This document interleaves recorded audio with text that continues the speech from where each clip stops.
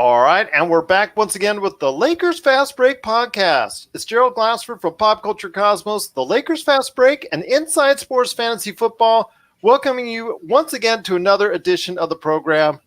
And my goodness, there is a lot to talk about from the last time I got a chance to go ahead and be on the show. So, you know what? Hang on for a great ride, because with me today, back after some power trouble, but you know what? We're so glad to have him on here. He is, like I said, right there with you when it comes to being a Lakers fan. He is the man behind Lakerholics.net. You got to go check out his awesome site, Lakerholics.net, and interact with dozens, hundreds of Laker fans that are out there that just go ahead and just storm it each and every day as far as checking out all the comments that are there, the great articles, and so much more. It's Lakerholics.net. And, of course, the man behind it is right here with me now. It's LakerTom. LakerTom, just great to have you on there. And my thoughts are with you and everyone out there in California. The fires there, I know they're still going on. And please, just be safe to everyone that's out there that are affected by the fires. Really appreciate that, Gerald. Fortunately, we've just had to live with the power outages as a result of PG&E trying to prevent more mishaps happening. Really feel for the Los Angeles area now that's really getting the brunt of it with the fires in near LeBron's home and everything, and it's definitely a sign that global climate change is affecting everything, and we're now facing in Northern California freezing weather now coming in, and that's the only thing that basically saved us from being knocked out another couple of days. So appreciate the good thoughts, and hope everybody is safe in Southern California, northern and further north in California where the fires are raging, and my God, we got to do something about PG&E. That's all I got to say about that one.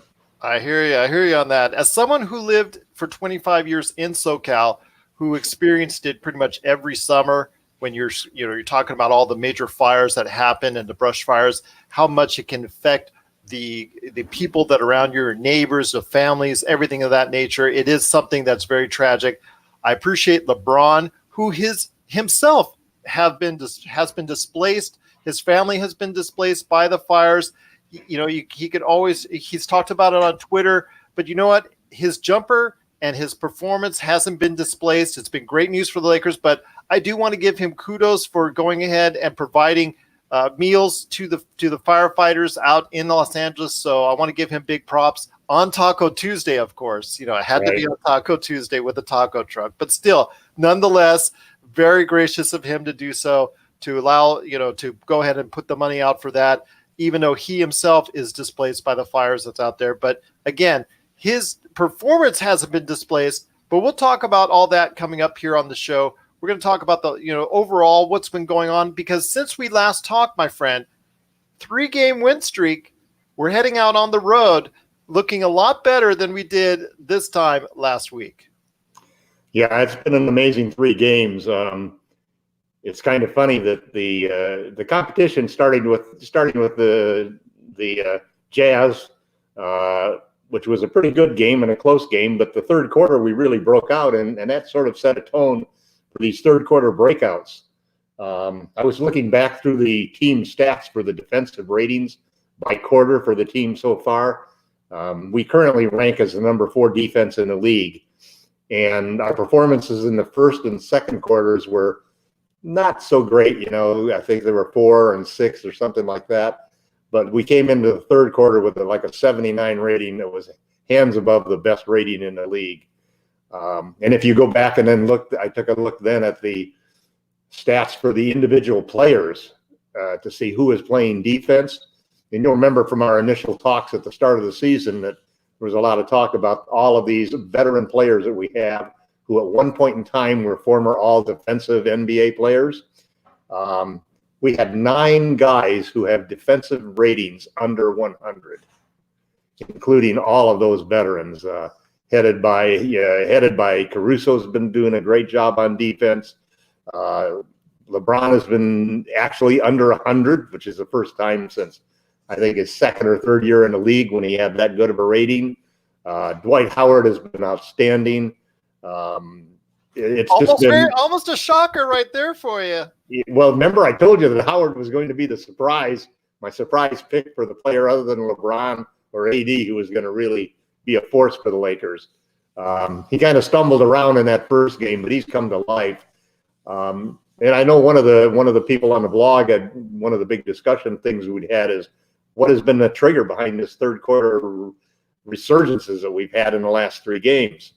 And a lot of it has been, I think, Frank Vogel's ability to have a pulse on who's hot and who's not, and putting the right players and the right combinations on the floor to really get the team going. But it's been that defensive intensity that's come in there, and guys like Caruso and Howard and AD's played a lot of the third quarter alone. Those have been the players who have really triggered it, and it's really been great news for the Lakers. The offense, we're ranked number 10 in offense, which surprised me because we're like the 24th worst shooting 3-point team in the league again. In fact, we only have 2 players who are shooting better than Dudley, who's taken 2 threes, and Danny Green, who's shooting 50%. Other than that, every other player on the team, and there's 7 other guys who have taken 3-point shots, are shooting 30% or low or less. So that's one of the shining, one of the blessings that we've got that we haven't seen yet is when we get Kuzma and Rondo back, and the team starts to shoot like it's capable of, we're going to be even better team than we are so far. And right now we have the biggest differential in net rating between our offensive rating and defensive rating of any team in the league. And it's been because of those last 3 games. Maybe not the toughest competition, but at the same time, it's signs that it was done by defense. And I think we all believe that if you have a defensive team that can really be a top 4 defensive team and go out there, you'll be in every single game. Shooting can come and go, but if you've got that defense in there every time, you still have a chance to win, and we've done that despite having some games where we haven't shot the ball the way that we'd like to shoot it. Absolutely, my friend. And I'll tell you what, it's been great to see that third quarter turnaround each and every game so far over the weekend with the second, third, and fourth games. Utah, Charlotte, and Memphis, they both were putting up a fight in the first half. It seemed like that whatever maneuvers, whatever changes that Frank Vogel would make, it seems to be working in the second half. Adjustments that he makes at halftime has been very good so far.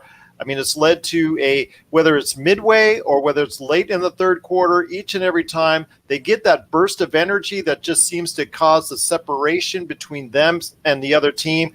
And it's usually facilitated by the defense. The defense has been very, very prolific during those last 2 quarters, especially right around, like I said, after the halfway mark. It seems to be where the point of in the third quarter where they go ahead and really separate themselves and distance themselves, and it's all due to defense. I still think, like you had said, that there's a lot to work on the offensive end, and that was something we weren't even talking about 2 weeks ago when we thought the offense was way ahead of the defense. It seems to have worked in reverse, where the defense is now being very proficient when they want to go ahead and turn it on. And the offense, to me, just does not flow well yet. I know that's something in time that's going to happen. I know that's also something that we're going to go ahead and see better things out of. I just think that it's still a long way to go on the offense. I just don't see that cohesion in their play running yet. And I know Frank Vogel sees the same thing. So I know he's going to still make some tweaks here and there. But there's also, things to look forward to because of the fact that, hey, they're still rated 10th in offense, and their offense really hasn't found that other gear as of yet. The defense, what's really been outstanding, though, has been their ability to hold other teams shooting down. I mean, we're holding opponents to 40% from the field for the first 4 games and under 30% from the 3-point line. So it's been a very effective defense, and you can see it when you watch the game because we're contesting every single shot. The guys are really hustling hard. We lead the league in blocks with 8 a game. Those are all just core fundamental signs that the team is indeed in the right direction. You hear coaches all the time come out and talk the talk about how defense is the number one thing, and you just got to focus on that. And then some teams come out and they make a half-hearted effort. I know it's hard sometimes for a team with players like LeBron and AD to get up for the Charlotte Hornets or the Memphis Grizzlies. And those teams, it's early in the season. They're still in the race for playoffs and everything else, and they're going to come out and play hard. And they showed all of those teams had good first halves. I mean, you figure we allowed, I think, 91 points to the Memphis Grizzlies, and they'd scored 15 points in the first 3.5 minutes. So the rest of the game, it was obviously holding them down. So I couldn't be happier with the situation. I'd much rather have us get off to a great start defensively and show our chops in that area, because I know that we're going to shoot better than what we've shot so far, and that's going to make things easier. I took a look at the schedule. Until December 2nd, when we play the Denver Nuggets, we don't have anybody on the schedule who's really a threat that we can't take care of. Well, I'm worried about San Antonio at San Antonio. That's always been a tough game for them. Yeah, San Antonio. Well, and also Dallas. I guess Dallas has come off to a good start, although yes. Doncic is the real deal. He is the real deal. Yeah, and Porzingis appears to be playing well, so we'll see what happens there. But still, you look at those. They're not the teams that we were worried about. They're not the Rockets, and they're not the Nuggets and the teams that were really going to be competing, the Clippers.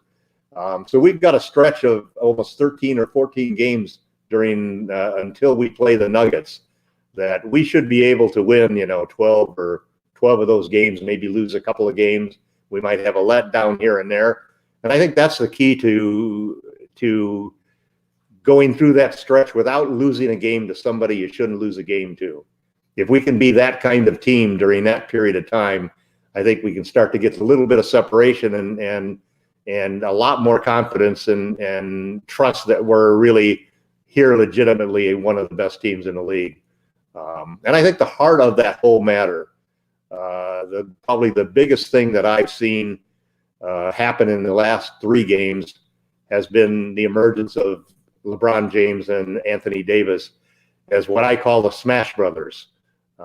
You had Steph Curry and Klay Thompson always being the Splash Brothers, and the way they demoralize teams by dropping threes on them and raining threes and just taking the heart out of teams with that kind of shooting. What we're seeing now from LeBron James and Anthony Davis is 2 of the most physically talented bully ball players in the league today, who just have basically intimidated teams in that third quarter and just taken turns just basically attacking that basket over and over. I've never seen any duo in the league have 2 players who are multi-positional and could really impact the game the way that LeBron and AD have done in the last 3 games. If they continue to do this and the team around them starts to shoot the ball the way we know they can, this team is going to be a juggernaut. Well, that's one of the things I wanted to ask you is Anthony Davis, his performance, especially with the 40-point game with 20 rebounds, which in less than 31 minutes is an NBA, I guess, first for the shortest amount of time for an individual to have 40 points and 20 rebounds. They were talking about all the greats with Shaq, Elgin Baylor, and so many others that have had those type of games. But for him to do it in the least amount of time is saying something. But it's not just the fact that he was going ahead and had that jumper working, because for him, I think that's a key. If his jumper is working, which it wasn't the first couple games, that really helps his offense as a whole. But to see him go to the free throw line so many times where he was 26 out of 27 was truly something. But there is one caveat, and that's his shoulder. Because in the previous game, in the third game, I believe against Charlotte, he went up for a dunk and unfortunately tweaked his shoulder to the point where it is bothering him. He has noted to the press that it is hurting at this point in time. And in fact, when he was out of the game, they were icing it down. He did go back to the locker room to get something adjusted for his shoulder. So it is of concern to the Lakers, because here we go again when it comes to the nicks, the bumps, the bruises, the small injuries, even the medium-sized injuries when it comes to Anthony Davis. How concerned are you, and how concerned should Lakers fans be going forward in the short term with what's going on with Anthony Davis, seeing how much of a key he is to our offense, how much of a key he is to our defense, and how much of a key he is for the future going forwd? How worried are you about the little nicks and bumps that he has, including this new shoulder injury, which could be prolonged, something that could last for quite a spell if it's not treated carefully? Well, you know, he was 50-50 before that game, and I almost felt like if he was still a Pelican, that he would have taken that game off, because that's been his history. He's never had a major injury, and it's one of the things I really felt comfortable about with both LeBron and AD, that neither one of them has ever had the type of injuries that Kawhi Leonard or Paul George had. You know, those serious major, you're out for the whole year type of injuries. The other thing I think that sort of says something about a difference in personality that AD is now with the Lakers is playing center, because almost right away in the second half of that very second game of the season, the coach comes to him and says, "Hey, you know, we need you to play center. We need to pull Gobert out of the key in order to open things up for LeBron and everybody else." And it was a masterful decision, one of the first of three situations where we've seen second half adjustments by a head coach that we never saw in the previous years with the previous head coach. And I give Frank Vogel a lot of credit, not only for the decision that he made in making those lineup changes, but also for the fact that he involved LeBron and AD in those changes so that everybody was aboard, you know, and they made that thing. And so I think what we're seeing is Anthony Davis really wants to win, and he's going to do whatever it takes to win. He wasn't going to let himself be out of that game, even though it was against the Memphis Grizzlies. And so I think that we're not going to see him worry as much about the nagging injuries. I think we'll see some proactive load management, if you will, from Frank Vogel and the staff. They'll find times to get him time off. And maybe he won't play many fourth quarters if we continue to play as well as we do in the third quarters. And you know, our defensive rating for the fourth quarters was like 110. And it's simply because we've basically substituted and filled the bench with guys, and they're just firing away and nobody's playing defense. It's just up and down basketball, back and forth. But there was a scene that I saw in the fourth quarter of that game when I looked over on the bench, and they had the camera panned on the bench, and I could see LeBron, AD, and sitting between them, Boogie Cousins, with our arms around him. And when you think about the comments that you had made earlier in the question about the long-term relationship between the Lakers and Anthony Davis, I think one of the smartest things that Rob Pelinka and the front office have done has been to embrace Boogie and keep him on the team and not cut him, making sure that he's part of the bench. He's out there in his uniform every day. Even just dropping a rumor that, hey, you know, he might not be done for the season. The one thing that AD really appreciates is the ability to have a center who can, a player on his team who can play center and be the stretch five, so that he does not have to play center all the time, and yet nobody's going to be hugging, nobody's going to be sitting down there and holding down the paint like Gobert was holding down the paint. And that perfect solution for that is Boogie Cousins. Before he got injured, he was on pace a year and a half ago. Before he got injured, he was on pace to be the first player in NBA history at center position to shoot 500 threes, like Brook Lopez did last year.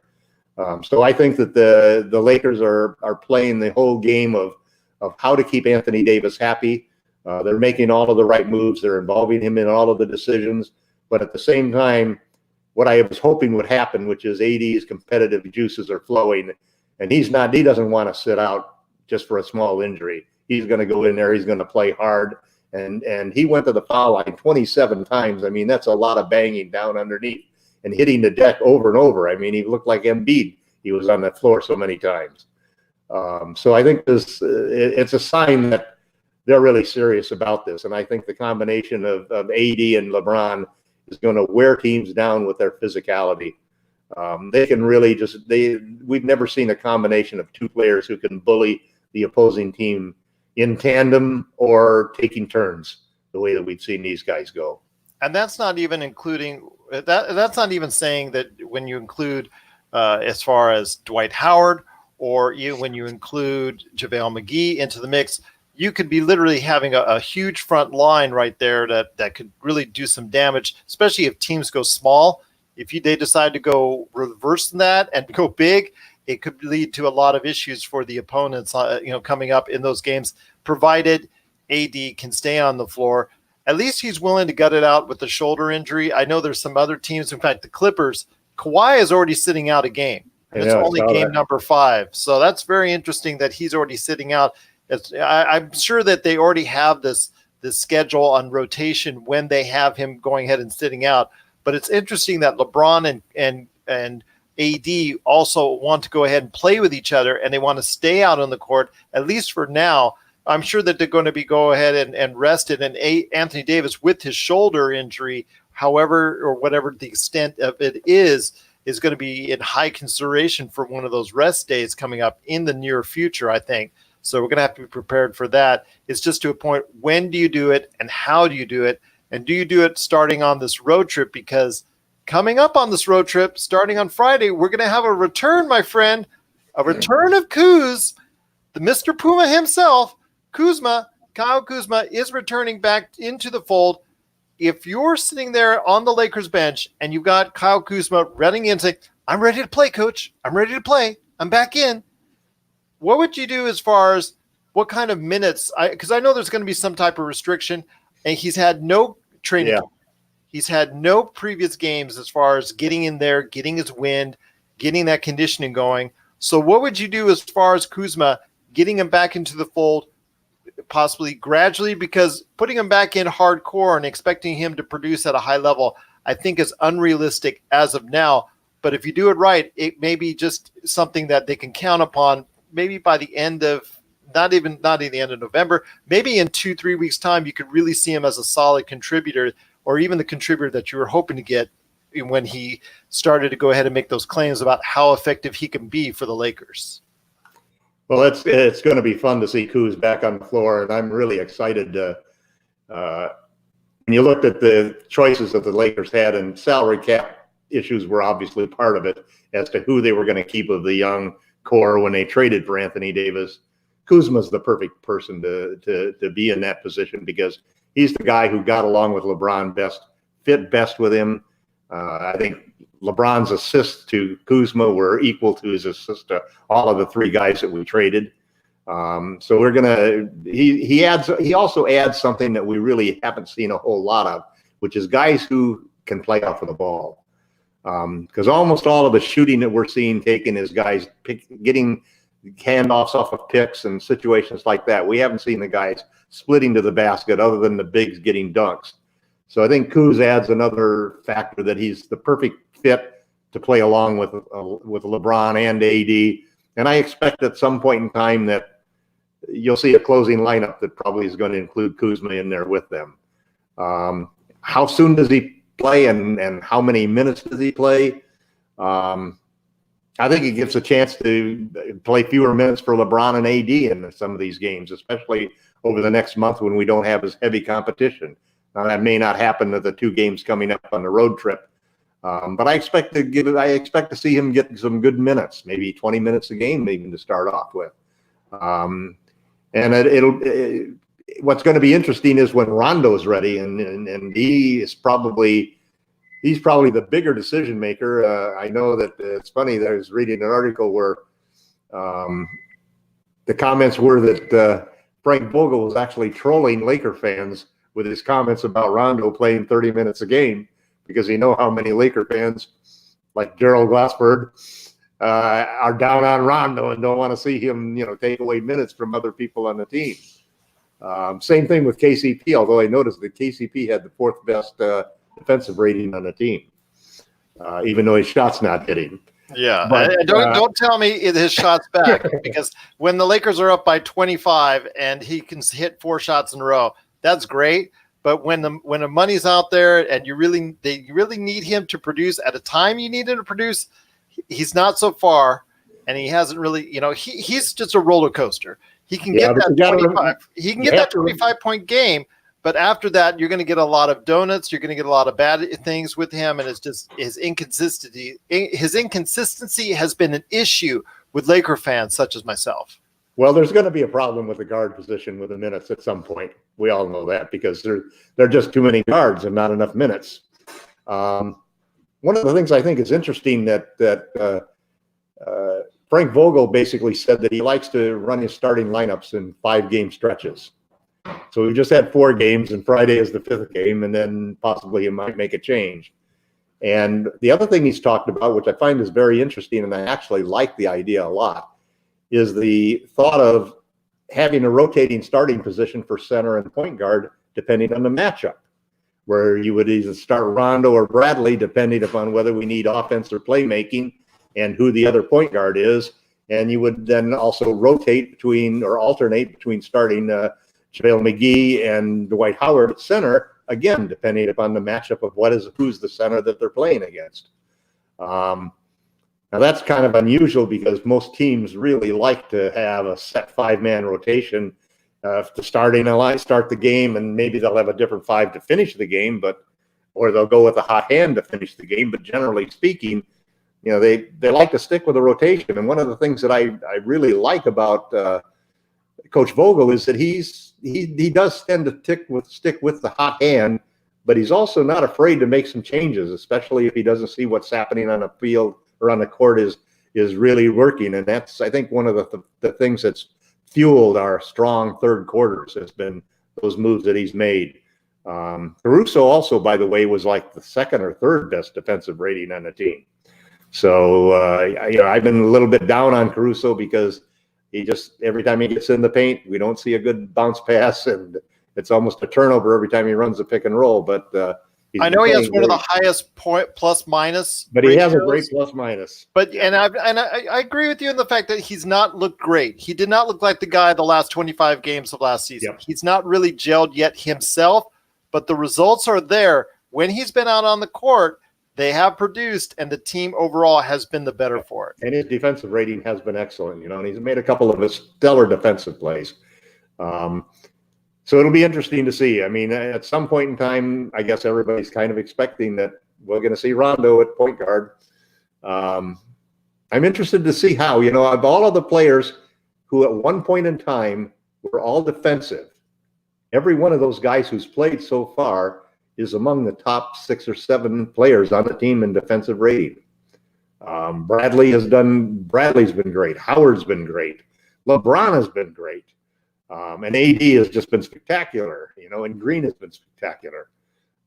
If you add in, if Rondo could actually, I know this is a pipe dream, Gerald, and you're laughing on the side, but if Rondo could actually do what Bradley did and find his Celtics mojo, and play some defense and not just be, gambling on all the time for a steal and so forth, he might really fill a role.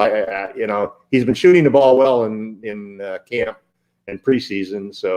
And he shot pretty well last year at 36%. He doesn't have any gravity because everybody's going to let him shoot. But as long as you keep making them when they let you shoot, that's not a bad outcome.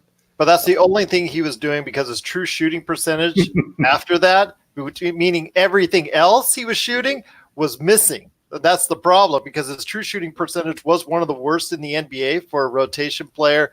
His defense was, I think, in the 80s, as I've said before with TJ, as far as among guards.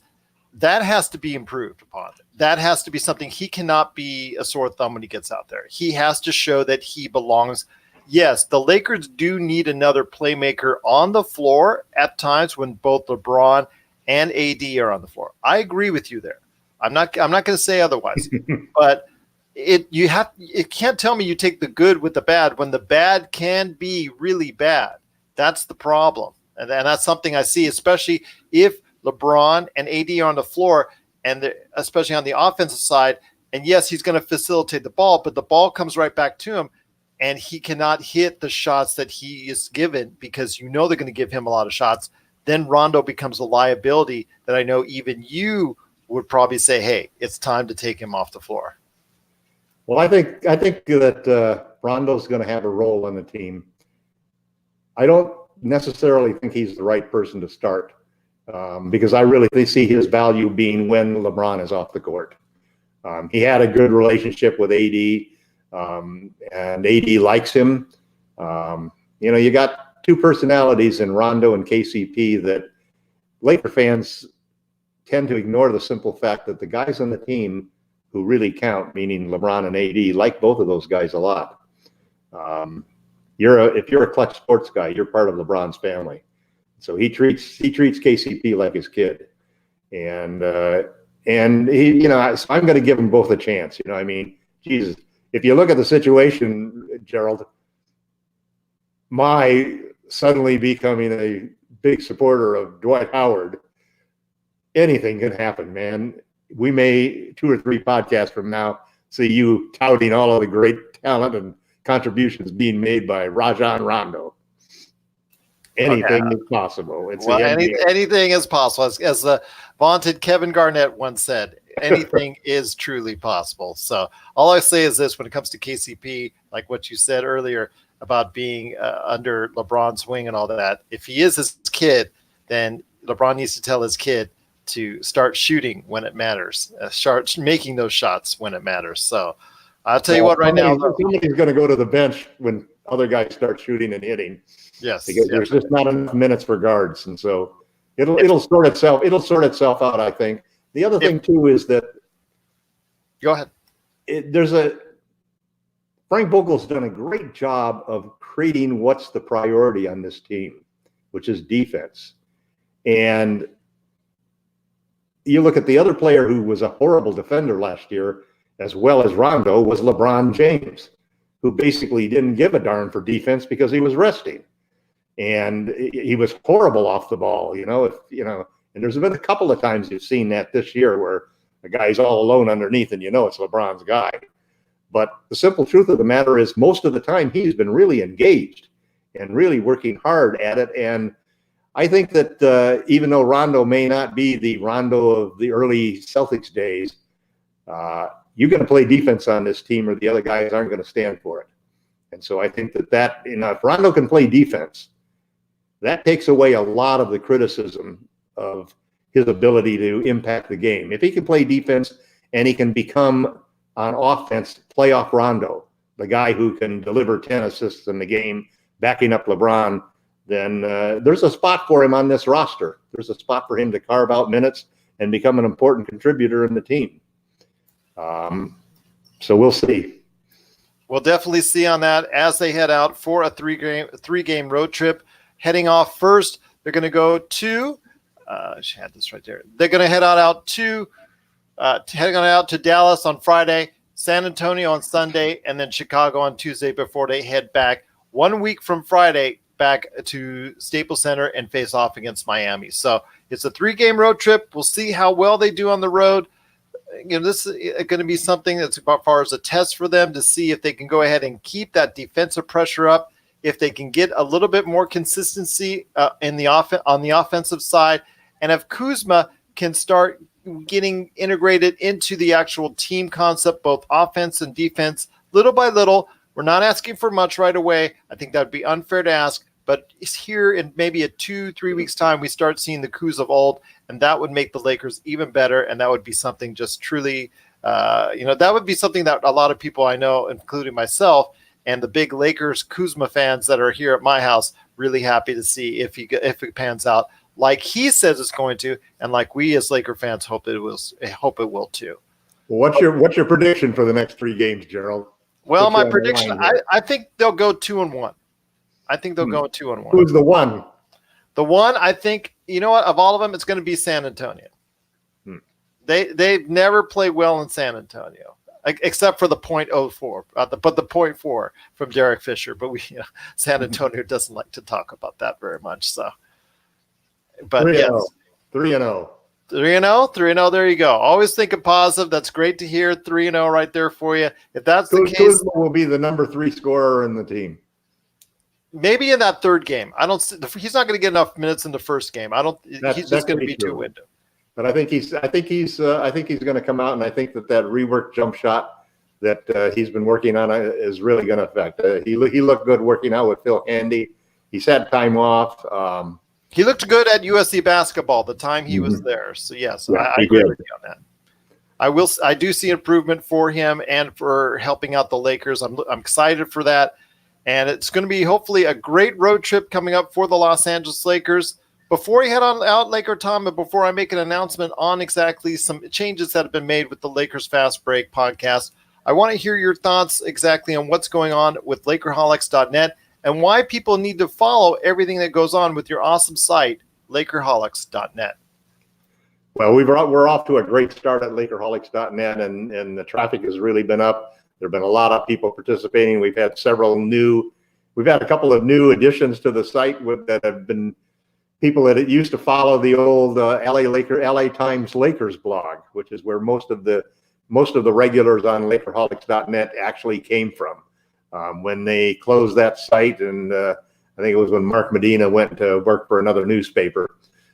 So we've had some great discussions, and everybody's really excited about the season.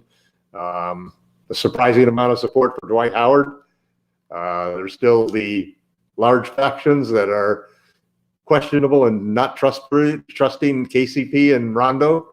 But everybody's pretty much got an open mind, and really everybody is impressed with how the team has come together, the job that Frank Vogel's done, and the discussions have been just terrific. So I invite everybody to please stop by, drop a line if you have a question about the site. If you want to log in and register for it, please do, and we'll make sure to get you in there.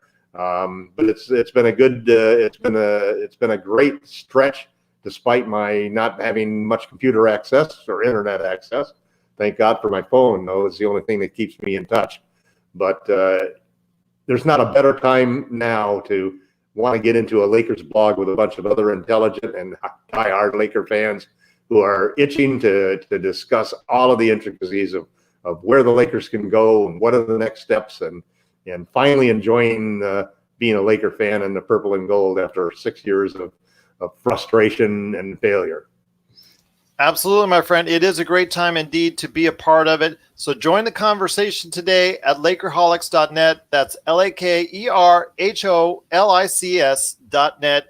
You can go ahead and be a part of all the great action, all the great conversations, and all the great articles and blogs that are posted on there each and every day concerning the Los Angeles Lakers. The conversation is there for you, and just at Lakerholics.net. We just hope you be a part of it real soon. Well, my friend, it's been great talking to you. Also on Twitter, if you need to get a hold of LakerTom for anything, at LakerTom on Twitter, you can get a hold of him there.